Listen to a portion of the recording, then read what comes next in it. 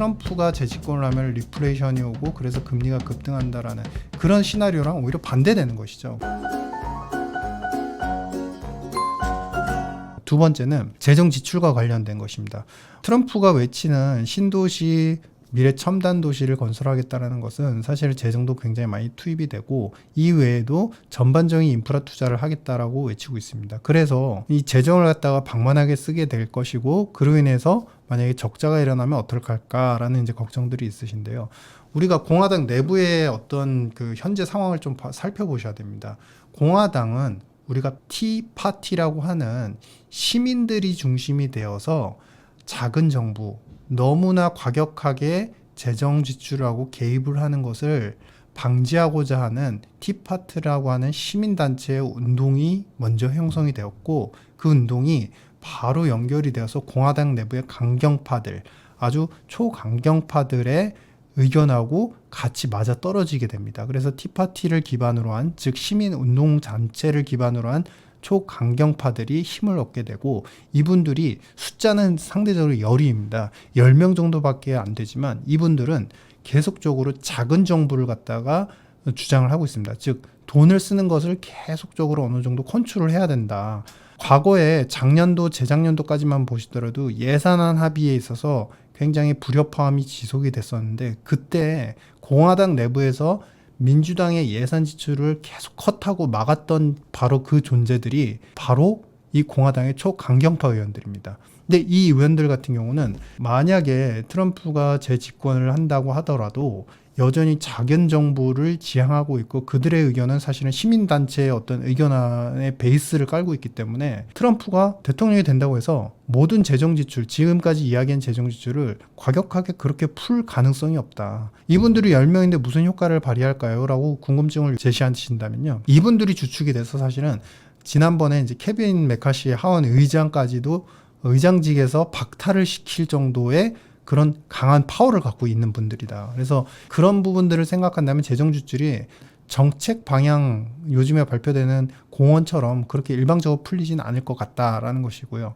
그 다음에 세 번째는 이제 시장 금리와 관련되는 요소들입니다. 시장 금리와 관련해서 연준의 입장은 아직 좀 불명확한 부분이 하나가 있죠. 바로 뭐냐면은 중립금리의 상향입니다. 중립금리가 올라간다는 것은 쉽게 말하면 평균화된 경제가 정상화됐을 때의 금리가 더 올라가야 됩니다. 지금 2% 후반 중반 정도로 이제 추측을 하고 있습니다. 근데 이게 뭐 한 3% 정도 언저리에서 정상화 금리라고 볼 수 있습니다라고 표현이 되는 것이고요.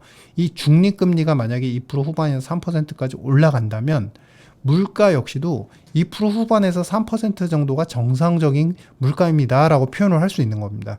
그렇게 되면 연준의 입장은 사실은 과거 트럼프가 집권했을 때도 연준이 물가가 2% 중후반 혹은 이제 초중반 이렇게 기록할 때도 이 정도의 물가라면 미국 경제가 버틸만 하고 그렇다고 한다면 금리를 내릴 필요가 있다라는 압박을 하게 되죠. 그때 당시에 한편에서는 이거는 정부가 연준의 독립성을 저해하는 것이다라고 표현을 하기도 했지만 실질적으로는 연준은 굉장히 그동안 게으른 행동을 하고 있습니다. 미국 경제가 명목금액으로 24조 달러 이상으로 지금 굉장히 크게 발전을 하는 상황인데 물가의 기준은 1970년대에 설정되었던 2% 타겟 물가를 아직도 유지를 하고 있어요. 그런 부분에 대해서 이제 트럼프는 비합리적임을 공격을 한 것이고요.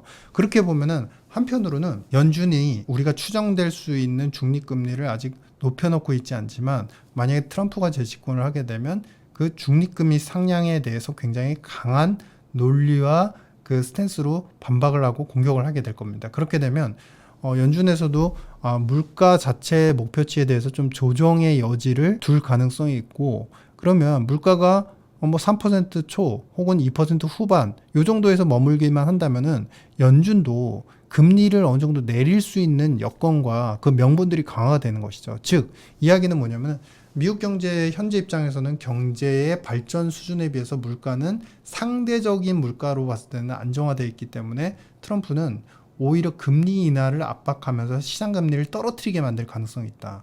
그러면은 앞에서 우리가 트럼프가 재집권을 하면 리플레이션이 오고 그래서 금리가 급등한다라는 그런 시나리오랑 오히려 반대되는 것이죠. 그래서 우리가 양면성을 봐야 되는 것이고요. 그리고 마지막 정치 외교적으로 본다면 중국에 대한 압박들을 무역 관세를 통해서 더 강화하겠다라고 이제 표현을 하죠. 근데 이 부분은 우리 외부에서 보는 이제 수출을 하는 국가나 미국 이해 국가들 입장에서 굉장히 과격해 보이지만요. 오히려 미국 내부의 정서를 보시면요. 최근 여론조사를 보면 무역 제한이나 무역 컨트롤, 그 다음에 상대 국가, 특히 중국이 되겠죠. 중국이 미국의 이득을 뺏거나 기술을 편취하는 그런 행동들에 대해서 미국인들의 반감이 굉장히 큽니다. 그러다 보니까 이번에는 당의 지지도와 관계없이 미국 내부에서 이제 여론조사를 해보니까 거의 60%에 가까운 여론이 트럼프는 외교적, 특히 무역 정책과 관련돼서는 굉장히 잘할 것이다라는 믿음을 갖고 있는 것이에요. 거기에서 이제 약간은 긍정적인 여론들이 굉장히 많이 생기고 있고요. 그래서 아마 트럼프는 그런 긍정적인 여론을 기반으로 해서 더 강력한 무역 정책들을 관세 인상을 통해 발표를 하거나 시행을 할 것입니다. 그렇게 되면 중국은 아무래도 지금까지의 어떤 바이든 스타일의 압박도 있었지만 또 다른 어떤 패러다임으로 이제 수치가 올라가는 실제적으로 경제적 압박을 겪게 되겠죠. 그러면은 앞서서 말씀드린 바와 같이 첫 번째, 러시아가 조금은 흔들리는, 중국 연대에서 흔들리는 가운데 중국이 더 압박을 받게 된다면 중국 연대에 대한 어떤 그 불확실성들이 좀 더 커지게 될 것이고, 그러면 상대적으로 미국이 더 힘을 얻거나 그동안에 이제 달러 패권이 조금 기스가 났습니다, 패권이 조금 손상이 됐습니다라고 표현했지만 달러 패권이 더 강화될 여지가 있게 되겠죠. 즉 미국 중심의 금융 시스템들이 또 다른 패러다임, 또 안정화되거나 또 좋아지는, 호조되는 그런 이제 패러다임들이 형성이 될 수 있다라는 것입니다. 그래서 우리가 이번 영상에서 이제 결론적으로 말씀드리고자 하는 것은 무엇이냐. 물론 트럼프는 정책 방향성이나 이런 것들, 그리고 아이디어가 굉장히 어떤 생물처럼 톡톡 튀어오릅니다. 그래서 우리가 감당하기에, 그리고 생각하기에도 굉장히 놀라는 정책들을 발표를 하곤 하는데요. 중요한 거는 우리나라의 입장에서 본다면은 방위비 분담 문제라든지 아니면은 무역 관세라든지 이런 부분들은 분명히 네거티브합니다. 그런 부분들이 우리한테는 좀 손실을 주거나 아니면은 방위 안보와 관련돼서는 약간 혼란을 가중시킬 가능성은 충분히 있습니다. 하지만 우리가 경제적인 측면으로 봤을 때는 제일 중요한 것은 미국의 성장, 인프라를 중심으로 한 성장세가 지속이 되느냐 여부인데, 이 부분들이 훼손되기보다는 더 강화될 가능성이 있다라는 것이고요. 그리고 한편으로는 과도한 재정으로 인해서 또다시 부채 급증과 재정 적자를 너무 걱정할 필요는 없는 것 같다. 왜냐하면 강경파들이 분명히 그거를 컨트롤하려고 할 가능성이 있다라는 것입니다. 공화당의 어떤 정책들은 사실은 우리가 알고 있는 것과 좀 다른 부분들이 있습니다. 우리는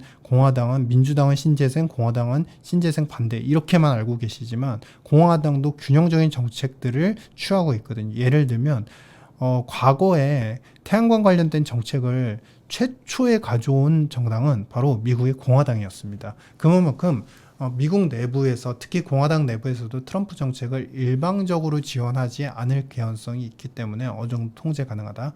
그리고 또 한 가지는 이제 금리와 관련된 정책들이 오히려 트럼프 같은 경우는 현재의 물가, 물론 이제 바이든의 물가 정책에 대해서는 굉장히 비난을 했지만 미국 경제 대비해서 미국의 물가는 2% 후반 3%라고 해도 받아들일만 하다. 근데 사실 우리가 통계적으로 보면은 지금 미국 경제가 3% 물가 수준에서도 이렇게 양호한 성적을 거두는 걸 보면 어느 정도 일리가 있는 이야기가 되겠죠. 그래서 그런 측면에서 보면 성장과 금리는 안정화되는 약간의 그 완벽한 구조는 아니지만은 약간의 골디락스 같은, 그러니까 성장이 지속되면서 금리가 좀 안정화되고 환율은 달러가 강세이지만 그래도 달러 강세의 폭이 더 크게 되지 않나요? 그러니까 완벽한 세 조합이 다 맞아떨어지지 않지만 어느 정도 안정화되는 골디락스의 국면들이 생길 가능성이 있다라는 것이고요. 그래서 심리적인 부분에 의한 금융시장 충격, 그거는 분명히 존재는 할 겁니다. 왜냐하면 모든 분석 보고서나 이런 아티클들, 그리고 학자들이 과거와 동일하게 또 트럼프는 리플레이션이다, 트럼프가 오면 경제가 쇼크가 올 수 있다, 이런 이제 키워드로 대응을 하고 있기 때문인데요. 그래서 이런 심리적인 불안 가능성은 있지만 중장기 5년에서 또 그 이후까지 그림을 그려본다면 미국의 경제 성장과 시장의 금융시장의 안정화 개연성은 충분히 가능성이 있기 때문에 우리가 그것에 대해서 대응은 하지만 그리고 미리 전략은 짜지만 너무 위험한 국면으로 정해놓고 판단하고 시나리오를 짤 필요는 없을 것 같다라고 이제 맞춰드리면서 마지막으로 말씀드리고 싶은 거는 최근에 이제 트럼프 리플레이션도 사실은 그러한 분석을 한 이제 미국의 학자들이 약간은 미국의 민주당 성향을 가진 분들이었어요. 그러니까 분배에만 초점을 가지셨던 분들이 그런 이제 리포팅을 하고 그게 이제 CNN이나 많은 이제 그 미국의 언론에서 대서특필이 되고 그러면서 한국으로까지 그 내용이 그대로 이제 분석 보고서가 넘어오게 됐는데요. 그러니까 그만큼 우리나라로 넘어오는 정보들이 어쩔 때는 정확하고 빠른 경우도 있지만 오히려 한편에 서서 한쪽의 입장 부분, 한쪽 면만 강조한 분석 리포트들이 그대로 오는 경우도 있기 때문에 우리가 이런 것은 조금 철저히 스스로 판단하고 통제하고 지향하면서 객관할 필요가 있다라고 이제 판단을 하면서 이번 영상을 마치도록 하겠습니다. 다음 편에도 또 닥터 유의 태어난 김에 경제 일주 새로운 내용으로 찾아뵙겠습니다. 감사합니다.